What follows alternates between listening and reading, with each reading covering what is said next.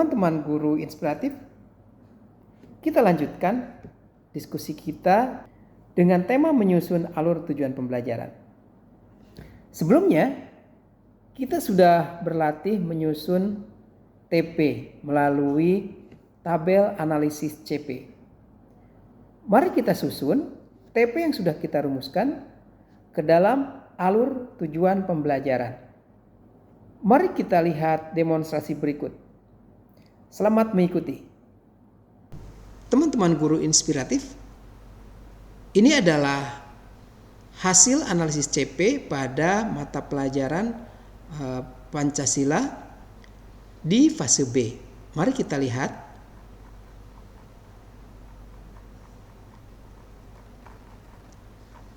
Berdasarkan hasil analisis, terdapat 14 TP pada fase B. Selanjutnya, mari kita susun CP ini ke dalam alur tujuan pembelajaran. Alur tujuan pembelajaran adalah susunan TP yang kita akan ajarkan dalam satu fase. Pada kasus ini, yang kita ambil contoh adalah mata pelajaran Pancasila pada fase B. Nah, fase B ini terdiri dari 2 tahun, yaitu kelas 3 dan kelas 4. Sebelumnya mari kita lihat berapa JP mata pelajaran Pancasila dalam 1 tahun di kelas 3 dan kelas 4. Jumlah JP tersebut dapat kita lihat pada struktur kurikulum yang berada di KMA nomor 450 tahun 2024. Ini adalah struktur kurikulum MI kelas 3 dan 4. Mari kita melakukan simulasi. Ini adalah contoh alur tujuan pembelajaran. Agar lebih sederhana, kita sajikan dalam sebuah tabel. Mari kita isi dulu identitasnya, mata pelajaran pendidikan Pancasila, dan fasenya adalah fase B. Nah, teman-teman guru inspiratif, seperti kita lihat tadi hasil analisis, kita memiliki 14 TP. Dan itu untuk satu fase. Berarti 14 TP itu untuk 2 tahun, yaitu kelas 3 dan kelas 4.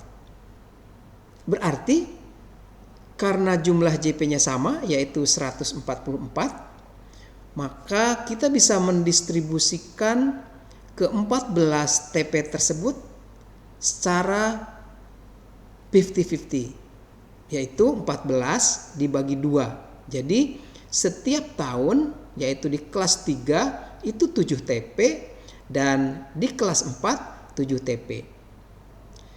Nah, mari kita lihat lagi TP yang sudah kita rumuskan. Nah, TP yang kita sudah rumuskan terdiri dari 4 elemen, yaitu Pancasila, Undang-Undang Dasar, Bhinneka Tunggal Ika, dan NKRI. Sebaiknya kita mendistribusikan setiap elemen ini ke setiap tahun.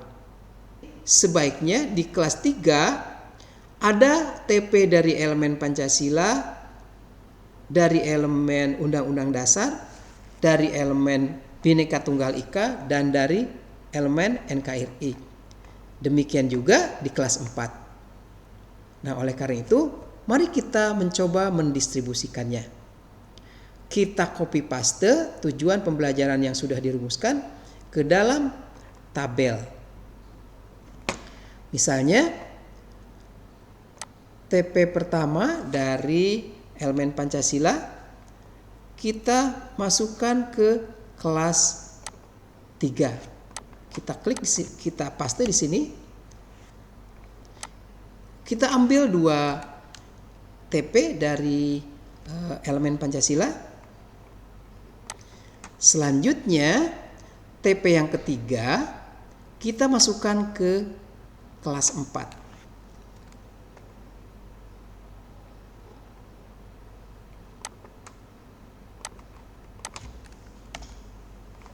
Berikutnya di elemen UUD 45 terdapat 4 tujuan pembelajaran.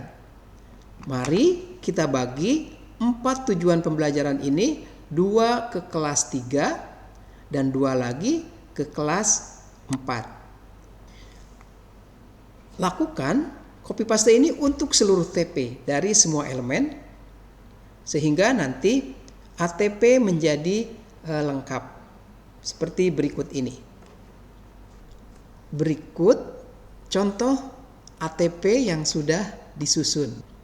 Di sini terlihat bahwa semua TP sudah terdistribusikan ke kelas 3 dan ke kelas 4 masing-masing sebanyak 7 TP, yaitu 7 TP di kelas 3 dan 7 TP di kelas 4. Teman-teman guru inspiratif, langkah berikutnya adalah kita menetapkan jumlah JP untuk setiap TP, baik di kelas 3 maupun di kelas 4.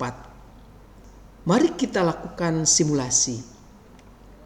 Kita lihat bahwa pada mata pelajaran Pancasila, jumlah alokasi waktu intrakurikuler sebanyak 144 JP. Jumlah JP setahun sebanyak 144. Dan jumlah TP setahun di kelas 3 adalah 7 TP.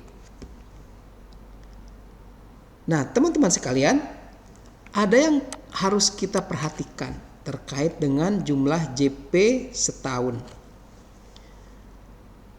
Kita punya pengalaman bahwa setiap tahun pasti ada interupsi atau gangguan sehingga kita tidak bisa melaksanakan seluruh JP setahun sebanyak 144 misalnya.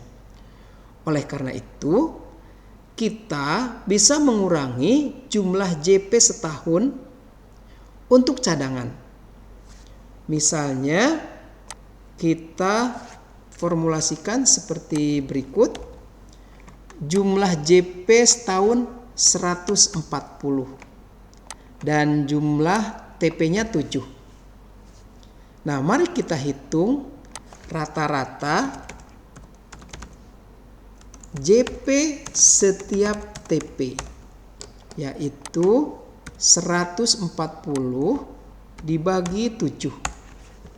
Dan setiap TP memiliki alokasi waktu rata-rata 20 JP. Namun demikian, tentu saja tidak semua TP membutuhkan jumlah JP yang sama berdasarkan bobotnya. Oleh karena itu, kita bisa mengelompokkan TP berdasarkan bobot kesulitannya atau bobot jumlah materinya.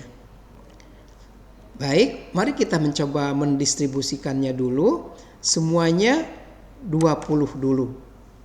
Kita masukkan semuanya 20 di sini dan kita jumlahkan. Namun kita analisis, misalnya untuk TP1 peserta didik menunjukkan makna sila-sila Pancasila dan penerapannya dalam kehidupan sehari-hari. Kita bisa menentukan apakah ini sulit, sedang, atau rendah. Demikian juga untuk TP2 peserta didik mengenal karakter para perumus Pancasila.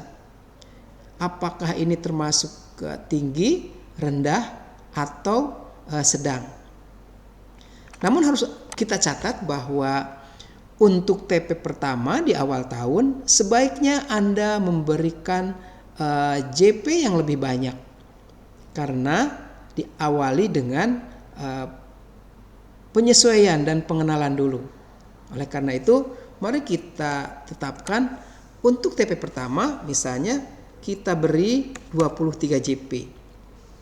Lalu yang ini katakanlah 18 JP. Kemudian berikutnya 20 JP. Berikutnya yang ini agak susah, misalnya 22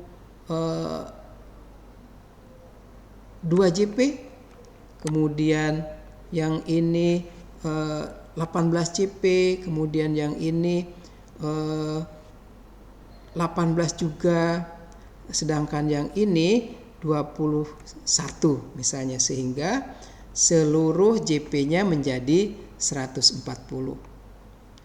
Kemudian lakukan juga untuk JP di kelas 4 dengan cara yang sama. Berikut ini hasil distribusi JP ke dalam setiap TP.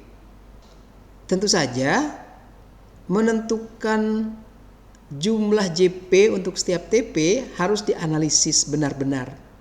Dan yang bisa menganalisis secara akurat adalah guru mata pelajarannya.